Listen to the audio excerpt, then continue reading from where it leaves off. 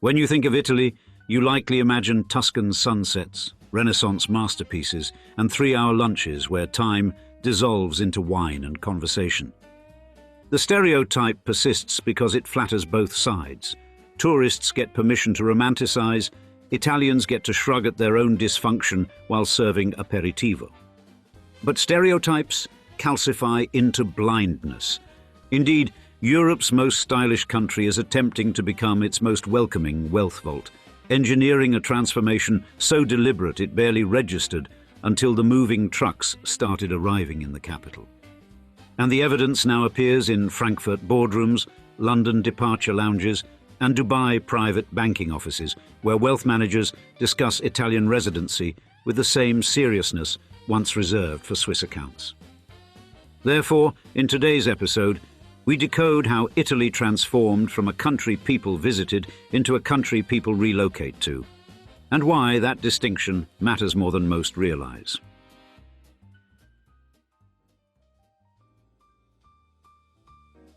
Europe's most stylish country has decided to become its most welcoming vault. Italy, long caricatured as beautiful but bureaucratic, is recasting itself as a sanctuary for global wealth. The scale is historic and measurable rather than mythical. 142,000 millionaires are expected to relocate internationally in 2025, the largest wave on record. 3,600 of them are headed to Italy, ranking the country third worldwide behind the United Arab Emirates and the United States. That inflow would have sounded absurd a decade ago. Today it reads like policy executed with precision. The pattern is visible on the streets as well as in the spreadsheets. Milan's skyline bristles with cranes and glass, but the gravity is financial rather than cosmetic. The city generates approximately 193 billion euros in output, close to 10% of the national economy. Per capita GDP hovers near 60,000 euros, roughly double the Italian average. International families are choosing Milan 8 times out of 10 when they relocate to Italy. That concentration is not accidental. It reflects a deliberate national pivot toward lifestyle fused with legal certainty and business infrastructure. Flight boards matter as much as balance sheets. Milan connects directly to 140 destinations, while high-speed rail links the city to Paris and Zurich in hours rather than days. The real estate market tells the same story in shorthand. Citywide averages sit around 5,512 euros per square metre, rising to 13,000 to 15,000 euros in Brera and the Quadrilatero della Moda. The very top tier regularly clears 15,000 euros per square metre. Over 5 years, the luxury segment has appreciated between 15% and 28%. International demand represents roughly 65% of transactions above 6 million euros. American buyers lead at 28%, with British at 19% and Germans at 16%. This is not tourism dressed up as investment. It is relocation with permanence, schools, and payrolls. Milan's role as an international finance hub is now explicit. Major institutions, including Goldman Sachs, JP Morgan, and Barclays, have expanded their presence. Private equity firms and hedge funds have seeded regional headquarters and deal teams. The ecosystem is being underwritten by national investment as well as private capital. Italy's National Recovery and Resilience Plan allocates 191.5 billion euros to digital, transport, and energy projects that lift competitiveness. The European Investment Bank signed 99 operations in 2024 totaling 10.98 billion euros, catalyzing 37 billion euros in real economy investment. Luxury consumption follows capital like tide follows moon. Boutiques in the fashion district hum in English, French, and Arabic, while property lawyers schedule closings as often as fittings. What looks like glamour is actually policy in motion. A country famous for frescoes has learned to speak balance sheets without losing its accent. The opening act is complete. The mechanism that turned admiration into migration begins with a single line that changed how Italy taxes the world.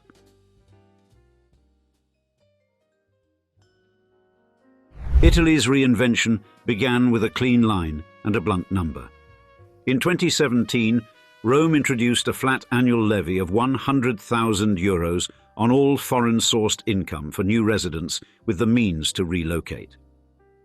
The architecture was disarmingly simple, compared with Europe's usual labyrinths. Foreign income would be covered by the fixed payment, Italian income would remain taxed at ordinary progressive rates, and the entire arrangement could last up to 15 years. Paperwork on non-Italian assets would not be required, removing a major barrier for global families. Inheritance on foreign assets within the regime's scope would not be taxed in Italy. Family members could be added for €25,000 a year each, creating a portable shield for households rather than individuals. The structure earned a nickname rather than a statute citation. Cristiano Ronaldo's Juventus period turned the regime into the CR7 tax in headlines and boardrooms. By August 2024, the fixed levy for new applicants doubled to €200,000. Demand held. For very high earners, the difference between €100,000 and €200,000 is marginal next to progressive rates that climbed to 43%. The programme's totals began to matter. Nearly 4,000 applicants have entered since 2017, with the pace accelerating as the regime gained credibility. Italy's audit court tracked €254 million in flat tax receipts between 2018 and 2022, and more than €100 million in 2023 alone. The fiscal picture is only the first layer. 46% of beneficiaries also declare Italian-sourced income, paying standard rates on salaries, dividends, or business profits earned domestically. Each arrival purchases or leases premium property, enrolls children in international schools, and consumes at the high end where value-added tax collections are most meaningful. Advisory firms report that clients appreciate predictability as much as the rate itself. 15 years of clarity is a powerful sales pitch in a volatile world. Then, London shifted the ground under its own feet.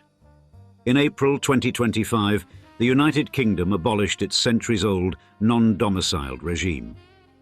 The result was the largest single-year millionaire exodus ever recorded, with an estimated 16,500 high-net-worth individuals leaving and roughly $92 billion in investable assets moving with them. Bloomberg labelled the pattern Svuota Londra, empty London, and the description matched the departure boards. A visible share of that capital and talent has redirected toward Italy. Relocations to Milan include Egyptian billionaire Nassef Sawiris, Formula One champion Lewis Hamilton, senior partners from Swiss banking group Pictet, former multinationals chiefs, and a former Goldman Sachs executive. Tax advisors in Milan state that the majority of former United Kingdom non-dom clients paying the remittance basis fee have already departed, and that several are actively relocating to Italy for the flat tax advantages. Italy did not win by accident. It offered a fixed price for certainty at precisely the moment London removed certainty for a price. The centre of gravity now moves to the city that learned to turn fashion into finance.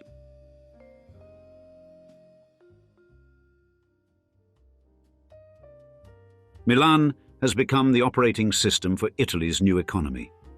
The numbers are unambiguous, and the momentum is visible at street level.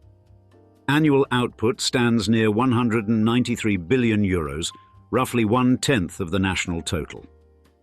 GDP per capita sits around €60,000, close to twice the Italian mean. 80% of international families who choose Italy select Milan as their landing zone. The reasons span convenience, credibility, and culture in equal measure. The city functions as a continental hub rather than a national capital.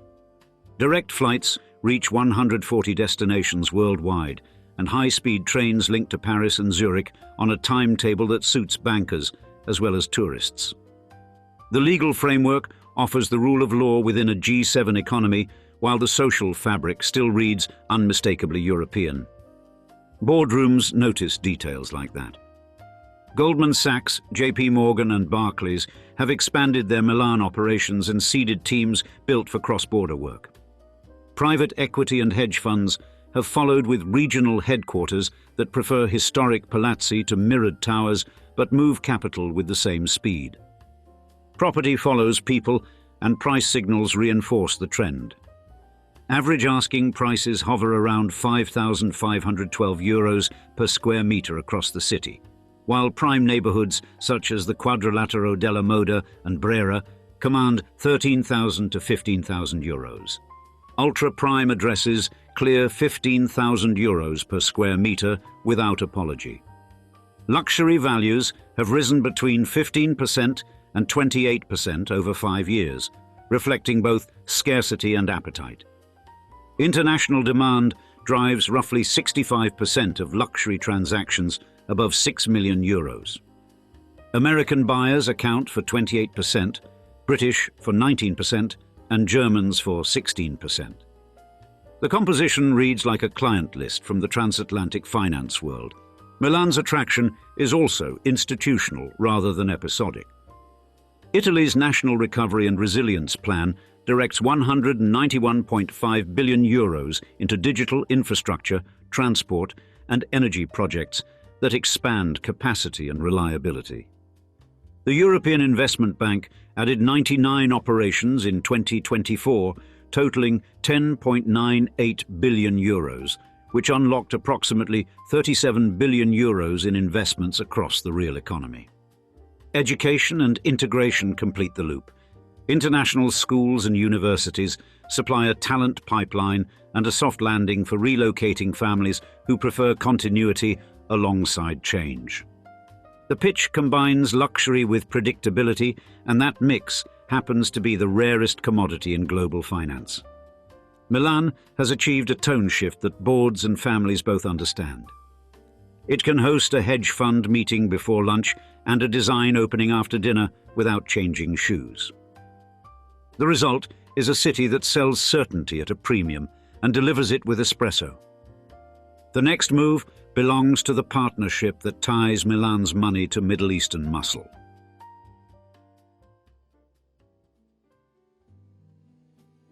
Italy's ascent has been financed by policy, polished by lifestyle, and accelerated by timing. The question is whether this elegant machine can keep running when the scrutiny intensifies and the cycle turns. Europe's watchdogs have already issued their verdict on the model. The European Union Tax Observatory describes Italy's flat tax among the most harmful because it provides sweeping exemptions to the ultra-wealthy. Rome has answered with arithmetic rather than rhetoric. Between 2018 and 2022, flat tax receipts totaled €254 million, and a further €100 million arrived in 2023 alone. Those figures exclude the cascade effects that matter more than the headline levy. Beneficiaries purchase homes, create businesses, employ staff, and spend at the top of the VAT ladder.